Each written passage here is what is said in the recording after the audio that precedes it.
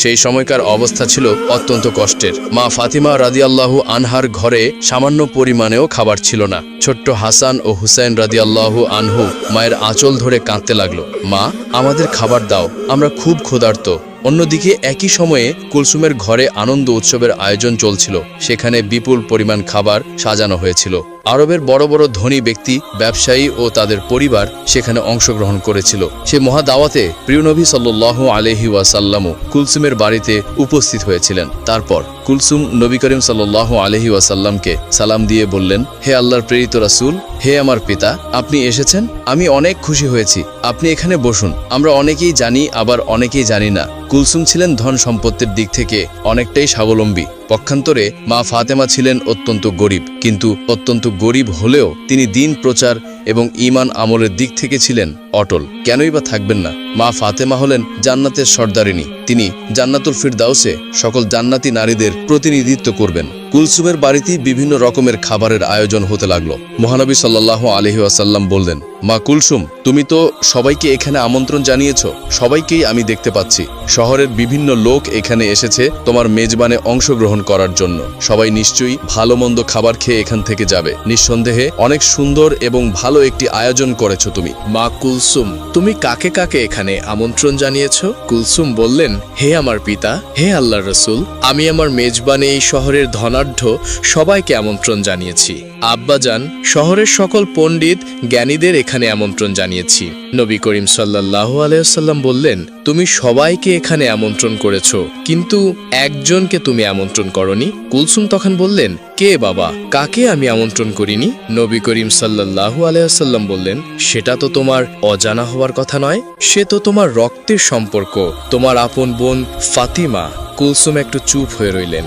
ফাতেমাকে সে ইচ্ছা করেই আমন্ত্রণ করেনি, কারণ ফাতেমা ছিল অনেকটাই গরিব, তার পোশাক আশাক ভালো ছিল না। কুলসুম ভেবেছিল ফাতিমা যদি এই অনুষ্ঠানে আসে তাহলে তার মান সম্মানে হানি ঘটবে, তাই তিনি তাকে আমন্ত্রণ করেননি।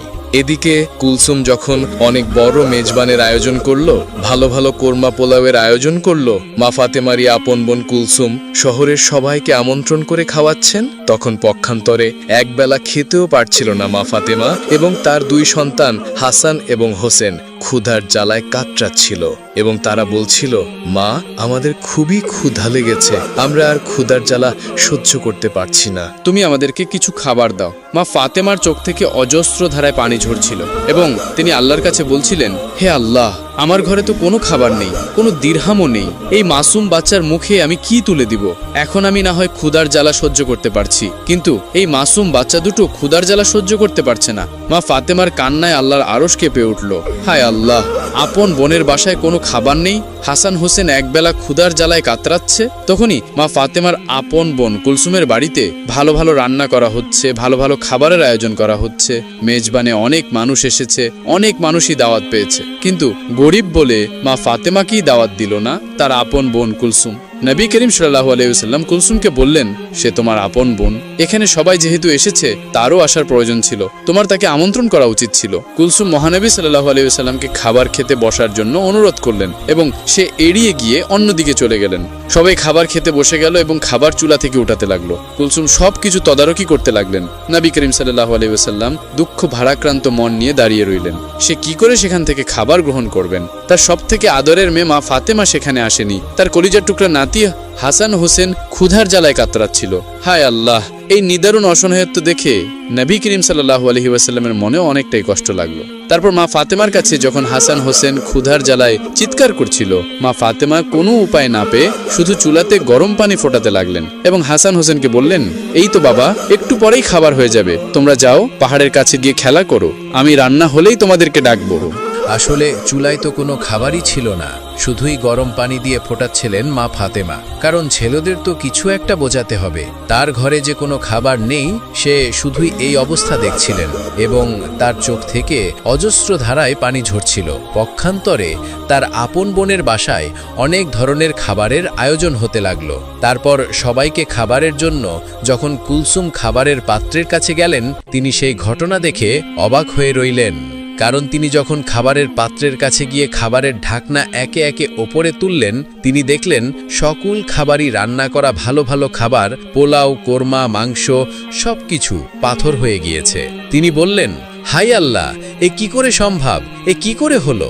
একটু আগেই তো সকল খাবার রান্না করা হয়েছিল। খাবার রেখে আমি আমার পিতার সাথে কথা বলছিলাম, এখন সকল খাবার কিভাবে পাথর হয়ে গেল? কার অভিশাপে এমন হলো? শহরের বিভিন্ন মানুষ এখানে এসেছে, সবাই অপেক্ষা করছে। আমি যদি এখন খাবার না দিতে পারি আমার মান সম্মান কিছুই থাকবে না। এই কথা ভাবতে ভাবতে কুলসুম দৌড়ে মহানবী সাল্লাল্লাহু আলাইহি ওয়াসাল্লামের কাছে গেলেন। তিনি তার পিতাকে বললেন, হে আমার পিতা, আমি এখন কি করব? আমার অনেক বড় বিপদ হয়ে গেছে। এমন কেন হলো? আমি কিছুই ভেবে পাচ্ছি না। মহানবী হযরত মুহাম্মদ সাল্লাল্লাহু আলাইহি ওয়াসাল্লাম তার মেয়ে কুলসুমকে বললেন, কেন মা, কি হয়েছে? তোমাকে এত হতাশাগ্রস্ত লাগছে কেন? আমাকে খুলে বলো। কুলসুম বললেন, আমি যে খাবারের আয়োজন করেছিলাম, যে খাবার বাবুর্চিরা রান্না করেছিল, সকল খাবারই প্রায় হয়ে গিয়েছিল। আমি যখন আপনার সাথে কথা বলে সবাইকে খাবার দেওয়ার জন্য, তদারকি করার জন্য খাবারের কাছে গেলাম এবং গিয়ে খাবারের পাত্র একে একে উঠাতে লাগলাম, আমি দেখলাম সকল খাবারই কয়লায় পরিণত হয়ে গিয়েছে। এখন আমি কি খাওয়াবো?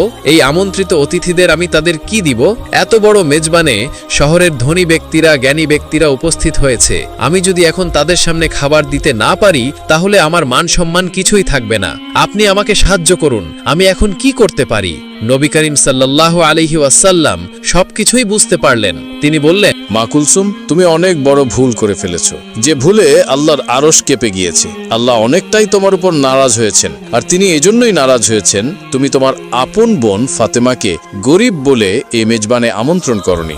সে দিন আনে দিন খায়। তার মাসুম বাচ্চা হাসান ও হোসেন ভালো মন্দ খাবার তো দূরের কথা, দুবেলা পেট ভরে খেতেও পারে না। অথচ আপন বোনের ছেলেদের তুমি তোমার মেজবানে আমন্ত্রণ করনি। শহরের সকল মানুষকে তুমি আমন্ত্রণ করেছো, আর সে গরিব বলে, তার পোশাক আশাক ভালো নয় বলে তুমি তাকে আমন্ত্রণ করনি। সে মনে অনেকটাই কষ্ট পেয়েছে, তার মাসুম বাচ্চারা ক্ষুধার জ্বালায় কাতরাচ্ছে।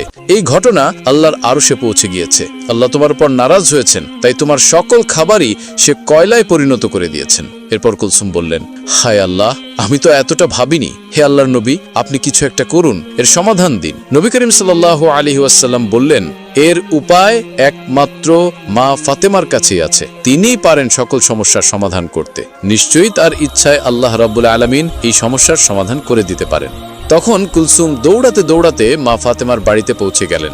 সেখানে গিয়ে তিনি মা ফাতেমাকে ডাক দিলেন। মা ফাতেমা বাড়ি থেকে বের হয়ে আসলেন এবং বললেন, হে আমার বোন, তোমাকে এতটা হতাশাগ্রস্ত দেখাচ্ছে কেন? এই অসময়ে আমার বাড়িতে কেন? আজ তো তোমার বাড়িতে অনেক বড় খাবারের আয়োজন, অনেক বড় মেজবানের আয়োজন করেছো তুমি। কুলসুম কান্না করে বললেন, হে আমার বোন, আমাকে তুমি ক্ষমা করে দাও। আমার মেজবানে আমি সবাইকে আমন্ত্রণ করেছি, তোমাকে আমি আমন্ত্রণ করিনি। আমি অনেক বড় ভুল করে ফেলেছি।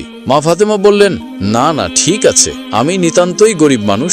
শহরের ধনী মানুষেরা তোমার আমন্ত্রণে এসেছে। আমি ওখানে গেলে তোমার মান সম্মানের হানি হতে পারে, এটা আমি বুঝতে পেরেছি। তোমার উপর আমার কোনোই রাগ নেই। তখন কুলসুম বললেন, এখন এসব কথা বলার সময় নয়। তুমি আমাকে ক্ষমা করে দিও, তোমাকে আমি আমন্ত্রণ করিনি। বিদায়। মহান আল্লাহ রব্বুল আলামিন আমার উপর নারাজ হয়েছেন। আমি যখনই সবাইকে খাবার দিতে যাব তখন দেখি আমার সকল খাবারই কয়লায় পরিণত হয়ে গিয়েছে। তুমি এখনই সেখানে চলো। আমার পিতা নবী করিম সাল্লাল্লাহু আলাইহি ওয়াসাল্লামও সেখানে রয়েছেন। হে আমার বোন, তুমি যদি ওখানে উপস্থিত না হও তাহলে ওই সমস্যার সমাধান হবে না এবং আমি শহরের কাউকেই খাবার দিতে পারবো না। তারা সবাই উপস্থিত হয়েছে, তাদের কাউকেই খাবার দিতে না পারলে তোমার আপন বোন কুলসুমের মান সম্মান কিছুই থাকবে না। এই কথা শুনে মা ফাতেমা বললেন, ঠিক আছে, আমি তোমার কষ্টের কথা বুঝতে পেরেছি, তুমি হতাশ হয়েও না, চলো দেখি কি করা যায়। এই বলে হাসান হোসেনকে নিয়ে কুলসুমের বাড়ির দিকে রওনা করলেন। তারপর কুলসুমের বাড়িতে গিয়ে মা ফাতেমা দেখলেন নবী করিম সাল্লাল্লাহু আলাইহি ওয়াসাল্লাম মা ফাতেমার অপেক্ষায় মেজবানে উপস্থিত সকলের সামনে দাঁড়িয়ে রয়েছেন। মা ফাতেমা সেখানে গিয়ে আল্লাহর নবীকে সালাম দিয়ে বললেন, হে আমার পিতা, আমার সালাম গ্রহণ করুন। মহানবী হযরত মুহাম্মদ সাল্লাল্লাহু আলাইহি ওয়াসাল্লাম মা ফাতেমার সালামের উত্তর দিয়ে বললেন, মা ফাতেমা, তুমি এসেছো, আমি তোমারই অপেক্ষায় ছিলাম। মা ফাতেমা বললেন, হ্যাঁ বাবা, আমি এসেছি। কুলসুম আমার বাড়িতে গিয়েছিল আমাকে ডাকতে, ওই আমাকে নিয়ে আসলো। নবী করিম সাল্লাল্লাহু আলাইহি ওয়াসাল্লাম বললেন, হ্যাঁ, তোমার বোনের অনেক বড় বিপদ, সে একটি ভুল করে ফেলেছে। আমি নিজেও জানি তার এই কাজটি করা ঠিক হয়নি। মহান আল্লাহ রব্বুল আলামিন তোমার কষ্টে তিনিও ব্যথিত হয়েছেন। তোমার বোন কুলসুম একটি ভুল করে ফেলেছে। সে তোমাকে আমন্ত্রণ করেনি, সে অহংকারের বশে একটি পাপ করে ফেলেছে। আল্লাহ রব্বুল আলামিন তোমার দুঃখ কষ্ট দেখে তিনিও নারাজ হয়েছেন। আজকের এই মেজবানে শহরের গণ্যমান্য ব্যক্তিরা উপস্থিত হয়েছে। তোমার বোনের এখানে তারা আজকে দুপুরে আহার গ্রহণ করবে, কিন্তু তারা কি করে খাবে? মেজবানের জন্য যে সকল খাবার রান্না করা হয়েছিল সে সকল খাবার কয়লায় পরিণত হয়ে গিয়েছে। এই কথা শুনে মা ফাতেমা অবাক হয়ে বললেন, আমি তো আমার বোনকে কখনোই অভিশাপ দিইনি, এমনটি কেন হলো?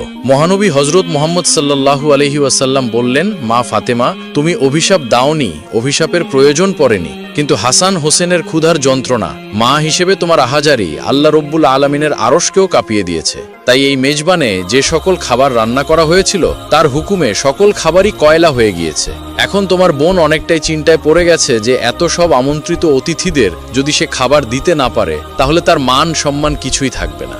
মা ফাতেমা বললেন, হে আল্লাহর প্রেরিত রাসূল, হে আমার পিতা, আমার এখন কি করণীয় রয়েছে? নবী করিম সাল্লাল্লাহু আলাইহি ওয়াসাল্লাম বললেন, তুমি যদি মন থেকে কুলসুমকে ক্ষমা করো এবং আল্লাহর দরবারে দোয়া করো, হয়তোবা আল্লাহ এর সমাধান করে দিবেন। তখন মা ফাতেমা বললেন, ঠিক আছে বাবা, আমি যাচ্ছি। এই বলে যেখানে খাবার রান্না করা হচ্ছিল, যেখানে সকল খাবার কয়লা হয়ে গিয়েছিল, কুলসুমকে নিয়ে সেই জায়গায় গেলেন।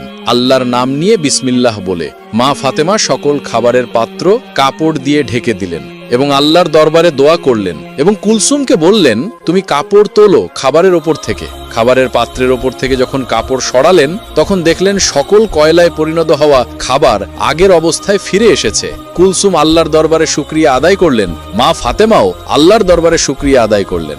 কিছুদিন ধরে মা ফাতেমা অত্যন্ত অসুস্থ ছিলেন। সে বিছানা থেকে ঠিকমতো উঠতে পারছিল না। অন্যদিকে বাড়িতে 3 দিন যাবৎ কোনো খাবার ছিল না। খাবার না খেয়ে ও অসুস্থতার কারণে হযরত ফাতেমা রাদিয়াল্লাহু তাআলা আনহা অত্যন্ত দুর্বল হয়ে পড়লেন। শেরে খোদা হযরত আলী রাদিয়াল্লাহু তাআলা আনহুর হাতে তখন এমন কোনো অর্থ কড়িও ছিল না যার মাধ্যমে তিনি খাবার ক্রয় করে আনতে পারবেন। 3 দিন অতিবাহিত হওয়ার পর হযরত ফাতেমা রাদিয়াল্লাহু তাআলা আনহা হযরত আলী রাদিয়াল্লাহু তাআলা আনহুর হাতে একটি কাপড় দিয়ে বললেন, হে আমার প্রিয় স্বামী, আপনার হয়তো মনে আছে আব্বাজান হযরত মুহাম্মদ সাল্লাল্লাহু আলাইহি ওয়াসাল্লাম আমাদের বিয়ের সময় এই কাপড়টি আমাকে হাদিয়াত স্বরূপ দিয়েছিলেন। এটি অত্যন্ত বরকতময় একটি কাপড়। আমার মনে চাচ্ছে না যে এই কাপড়টি আমি বিক্রি করে দেই, কিন্তু তারপরেও যেহেতু আমাদের ঘরে আজ 3 দিন যাবৎ কোনো খাবার নেই, তাই আপনাকে এই বরকতময় কাপড়টি আমি দিচ্ছি।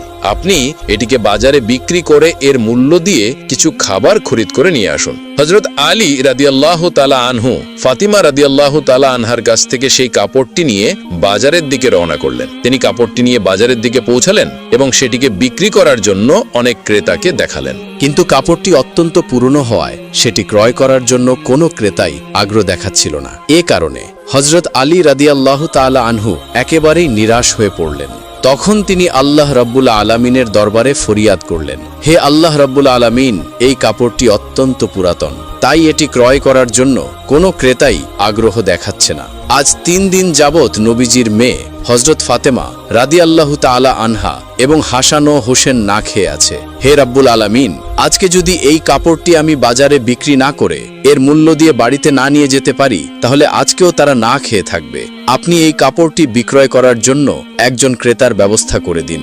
শেরে খোদা হযরত আলী রাদিয়াল্লাহু তাআলা আনহুর এই দোয়ার পরেই একজন ক্রেতা আগমন করল এবং সে তাকে প্রশ্ন করল, আলী, তুমি কি এই কাপড়টি বিক্রি করতে চাও? হযরত আলী বললেন, জনাব, আমি তো বিক্রি করার জন্যই এটিকে বাজারে নিয়ে এসেছি। তখন লোকটি বলল, কি পরিমাণ অর্থ দিলে তুমি এই কাপড়টি বিক্রি করবে? শেরে খোদা হযরত আলী জানতেন এই কাপড়টি অত্যন্ত পুরাতন, এর মূল্য সর্বোচ্চ 1 দিরহাম বা 2 দিরহাম হতে পারে। তাই তিনি কোনো দাম না চেয়ে বললেন, জনাব, আপনার যা মর্জি তাই প্রদান করুন, আমি নিজ থেকে কাপড়টির কোনো দাম চাচ্ছি না। তখন সেই ক্রেতা বলল, আমি 6 দিরহাম দিয়ে এই কাপড়টি ক্রয় করতে চাই, তুমি কি বিক্রি করতে রাজি আছো? তখন আলী রাদিয়াল্লাহু তাআলা আনহু অত্যন্ত খুশি হয়ে রাজি হয়ে গেলেন এবং বললেন, জনাব, আপনি আমাকে 6 দিরহাম দিয়ে এই কাপড়টি ক্রয় করতে পারেন। অতঃপর ক্রেতা হযরত আলী রাদিয়াল্লাহু তাআলা আনহুকে 6 দিরহাম দিল এবং হযরত আলী রাদিয়াল্লাহু তাআলা আনহু ক্রেতাকে তার কাপড়টি হস্তান্তর করলেন। ওইদিকে আল্লাহ রাব্বুল আলামিনের একদল ফেরেশতা অন্য একদল ফেরেশতাকে বলতে লাগলো,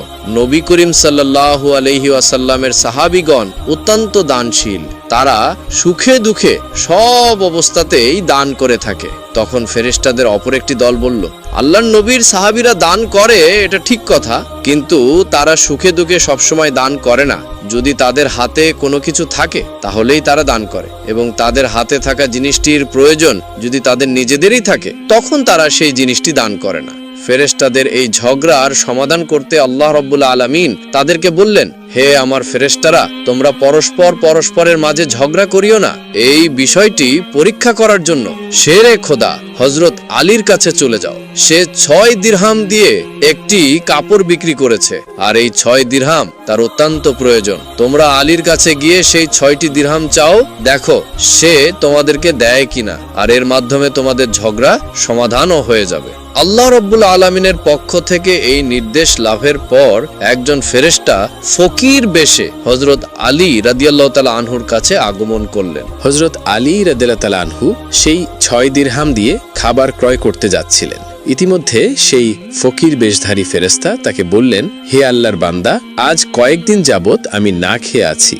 দীর্ঘদিন যাবত না খেয়ে থাকার কারণে আমার শরীরে সামান্যতম নড়াচড়া করার শক্তি নেই। আমি আল্লাহর ওয়াস্তে তোমার কাছে কিছু ফরিয়াদ করছি, যদি তোমার নিকট কোনো অর্থকড়ি থাকে দয়া করে আমাকে সেগুলো দান করো, যাতে সেই অর্থ দিয়ে আমি খাবার ক্রয় করে খেতে পারি এবং আমার ক্ষুধার জ্বালা নিবারণ করতে পারি। ফকিরের মুখে এসব কথা শুনে হযরত আলী রাদিয়াল্লাহু তাআলা আনহু ভাবতে লাগলেন, হে আল্লাহ, আজ 3 দিন যাবত আমার স্ত্রী ও সন্তান না খেয়ে আছে। 3 দিন পরে আমার স্ত্রী ফাতেমা আমাকে একটি কাপড় বিক্রি করতে দিলেন। কথা ছিল সে কাপড় বিক্রি করে তার অর্থ দিয়ে আমি তাদের জন্য খাবার ক্রয় করে নিয়ে যাব, কিন্তু আল্লাহর এক অসহায় বান্দা আমার কাছে ভিক্ষা প্রার্থনা করছেন। এখন আমি কি করব? আমি আমার স্ত্রী ও সন্তানদের জন্য খাবার ক্রয় করে নিয়ে যাব, নাকি এই ভিক্ষুককে অর্থগুলি দান করে দেব? সর্বশেষে তিনি সিদ্ধান্ত নিলেন যে ভিক্ষুককে এই অর্থগুলি দান করে দেবেন। অতঃপর তিনি মনে মনে ভাবতে লাগলেন, আল্লাহই আমার উত্তম অভিভাবক, এই ভিক্ষুককে আমি এই 6 দিরহাম দান করে দিই। তখন তিনি সেই 6 দিরহাম ভিক্ষুককে দান করে দিলেন। এরপর তিনি অত্যন্ত চিন্তিত ও পেরেশান মনে সামনে চলতে লাগলেন। ইতিমধ্যে দেখা গেল এক ব্যক্তি হযরত আলী রাদিয়াল্লাহু তাআলা আনহুর কাছে একটি লাল ঘোড়া নিয়ে আসলো এবং সে তাকে বলল, হে হযরত আলী রাদিয়াল্লাহু তাআলা আনহু, আপনি কি আমার কাছ থেকে এই লাল ঘোড়াটি ক্রয় করতে চাচ্ছেন? হযরত আলী বললেন, জনাব, আমি কিভাবে আপনার কাছ থেকে এই ঘোড়াটি ক্রয় করব? আমার হাতে কোনো অর্থকড়িও নেই। তখন সেই ব্যক্তি বলল, হে আলী, আমি বাকিতে আপনার কাছে এই ঘোড়াটি বিক্রি করব। আপনি এই ঘোড়াটি নিয়ে ব্যবসা করুন, তারপর ব্যবসায় লাভ হলে আমার মূল্য আমাকে দিয়ে দিবেন। হযরত আলী রাদিয়াল্লাহু তাআলা আনহু তখন ভাবলেন, যেহেতু আমার কাছে বাকিতে এই ঘোড়াটি বিক্রি করতে চাচ্ছেন, তাহলে তা নিতে আমার সমস্যা কোথায়? অতঃপর হযরত আলী রাদিয়াল্লাহু তাআলা আনহু বললেন, আপনি কত দিরহামের বিনিময়ে এই ঘোড়াটি বিক্রি করবেন? সে ব্যক্তি বলল, আমি 100 দিরহামের বিনিময়ে এই ঘোড়াটি আপনার কাছে বিক্রি করলাম। হযরত আলী রাদিয়াল্লাহু তাআলা আনহু 100 দিরহামের বিনিময়ে সেই ঘোড়াটি তার কাছ থেকে ক্রয় করলেন। এরপর ঘোড়াটি বিক্রি করার জন্য বাজারে নিয়ে গেলেন। হযরত আলী রাদিয়াল্লাহু তাআলা আনহু যখন সেই ঘোড়াটি বিক্রি করার জন্য বাজারে নিয়ে এলেন, তখন এক ব্যক্তি এসে তাকে জিজ্ঞাসা করলেন, হে আলী, আপনি কি এই ঘোড়াটি বিক্রি করতে চান? তখন আলী রাদিয়াল্লাহু তাআলা আনহু বললেন, ভাই, আমি তো এটি বিক্রি করার জন্যই বাজারে নিয়ে এসেছি। সে লোকটি বললেন, আপনি কত দিরহামের বিনিময়ে ঘোড়াটি বিক্রি করতে চান? আলী রাদিয়াল্লাহু তাআলা আনহু নিজে থেকে কোনো দাম না বলে সেই লোকটাকে বললেন, আপনি কত দিরহামের বিনিময়ে ঘোড়াটি ক্রয় করতে পারবেন? সে ব্যক্তি তখন বলল, আমি 160 দিরহামের বিনিময়ে এই ঘোড়াটি আপনার কাছ থেকে ক্রয় করতে চাই। তখন হযরত আলী রাদিয়াল্লাহু তাআলা আনহু চিন্তা করলেন, আমি তো এই ঘোড়াটি 100 দিরহামের বিনিময়ে ক্রয় করেছি, আর তিনি আমাকে মূল্য পরিশোধ করতে চাচ্ছেন 160 দিরহাম। অতএব এখানে আমার 60 দিরহাম লাভ হবে। তখন হযরত আলী রাদিয়াল্লাহু তাআলা আনহু বললেন, ভাই, আমি আপনার কাছে 160 দিরহামের বিনিময়ে ঘোড়াটি বিক্রি করে দিলাম। সে ব্যক্তি হযরত আলী রাদিয়াল্লাহু তাআলা আনহুর কাছে 160 দিরহাম দিয়ে সেই ঘোড়াটি ক্রয় করলেন। হযরত আলী রাদিয়াল্লাহু তাআলা আনহু তখন যার কাছ থেকে ঘোড়াটি ক্রয় করেছিলেন তাকে 100 দিরহাম পরিশোধ করার পরেও তার কাছে রয়ে গেল 60 দিরহাম। তিনি 6 দিরহাম আল্লাহর রাস্তায় দান করেছিলেন। আল্লাহ রাব্বুল আলামিন তার বিনিময়ে তাকে 10 গুণ বৃদ্ধি করে 60 দিরহাম দিয়ে দিলেন। অতঃপর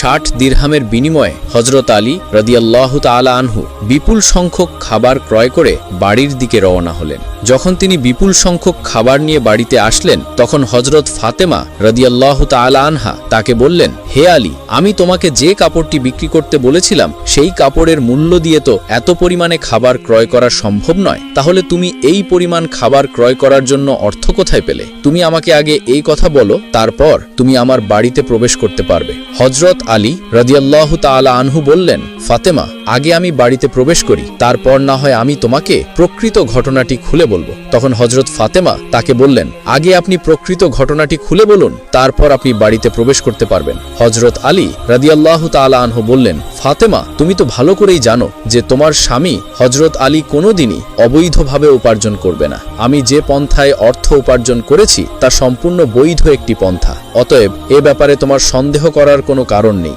কিন্তু হজরত ফাতেমা হজরত আলী রাদিয়াল্লাহু তাআলা আনহুর এই কথাগুলো তেমন একটা বুঝতে চাইলেন না। হজরত আলী এবং হজরত ফাতেমা রাদিয়াল্লাহু তাআলা আনহার মাঝে এই ঘটনা ঘটার কিছুদিন পরে হুজুরে আকরাম সাল্লাল্লাহু আলাইহি ওয়াসাল্লাম ফাতেমাকে ডেকে তার দরবারে নিয়ে গেলেন। তারপর তিনি তাকে বললেন, হে ফাতেমা, শোনো, তুমি কিছুদিন আগে তোমার স্বামীকে একটি কাপড় বিক্রি করার জন্য দিয়েছিলে। হজরত আলী সেই কাপড় বিক্রি করে তোমার জন্য অনেক খাবার ক্রয় করে নিয়ে এসেছিল, কিন্তু তুমি সন্দেহ করেছিলে যে আলী এগুলো বৈধ পথে উপার্জন করেছে কিনা। এজন্য তুমি তোমার স্বামীকে ঘরে প্রবেশ করতে দাওনি এবং তাকে বিভিন্ন প্রশ্ন করার মাধ্যমে তার মনে কষ্ট দিয়েছিলে, অথচ তুমি জানতে তোমার স্বামী আলী অবৈধ পথে কোনোদিনও উপার্জন করতে পারে না। হে ফাতেমা, তুমি যখন আলীকে সেই কাপড়টি বিক্রি করার জন্য দিয়েছিলে, হযরত আলী তার জন্য ক্রেতা খুঁজে পাচ্ছিল না। তখন আল্লাহ রাব্বুল আলামিন তার ফেরেশতা হযরত মিকাইলকে তার কাপড় ক্রয় করার জন্য পাঠিয়েছিলেন। আল্লাহর ফেরেশতা মিকাইল 6 দিরহামের বিনিময়ে হযরত আলীর কাছ থেকে সেই কাপড়টি ক্রয় করেছিল। এরপর আল্লাহর আরেকজন ফেরেশতা এসে আলীর কাছ থেকে সেই 6 দিরহাম ভিক্ষা প্রার্থনা করে। আলী সেই 6 দিরহাম আল্লাহর রাস্তায় তাকে দান করে দেয়। অতঃপর আলী চিন্তিত অবস্থায় বাড়ি ফিরে আসছিল। এমন সময় হযরত জিবরাইল আলাইহিস সালাম তার কাছে একটি লাল ঘোড়া 100 দিরহামের বিনিময়ে বাকিতে বিক্রি করে। আলী সেই ঘোড়াটিকে নিয়ে বাজারে যায় এবং হযরত ইসরাফিল আলাইহিস সালাম তাকে 160 দিরহামের বিনিময়ে তার কাছ থেকে সেই ঘোড়াটি ক্রয় করে। আল্লাহ রাব্বুল আলামিন আলীকে 6 দিরহাম দানের বিনিময়ে 10 গুণ বৃদ্ধি করে 60 দিরহাম প্রদান করেন এবং সেই অর্থগুলি দিয়ে আলী প্রচুর পরিমাণে খাবার ক্রয় করে তোমার জন্য নিয়ে গিয়েছিল। হে ফাতেমা, শুনে রাখো, যে কাপড়টি হযরত আলী বিক্রি করেছিল, আল্লাহ রাব্বুল আলামিন সেই কাপড়টি জান্নাতে সংরক্ষণ করে রেখেছেন এবং যে ঘোড়াটি দিয়ে আলী ব্যবসা করেছিল সেই ঘোড়াটিকেও আল্লাহ রাব্বুল আলামিন জান্নাতে সংরক্ষণ করে রেখেছেন। কাল কিয়ামতের দিন যখন তুমি জান্নাতে প্রবেশ করবে, তখন তুমি সেই ঘোড়ার উপরে থাকবে এবং সেই কাপড়টি হবে ঘোড়ার লাগাম, আর সেই লাগামটা ধরে থাকবে উক্ত কাঠুরিয়ার স্ত্রী। লাগামটি ধরে থাকার কারণে সে তোমার আগেই জান্নাতে প্রবেশ করবে এবং তুমি তারপরে জান্নাতে প্রবেশ করবে। কাঠুরিয়ার স্ত্রীর অতুলনীয় স্বামী ভক্তিই হলো তার এই মর্যাদা প্রাপ্তির একমাত্র কারণ।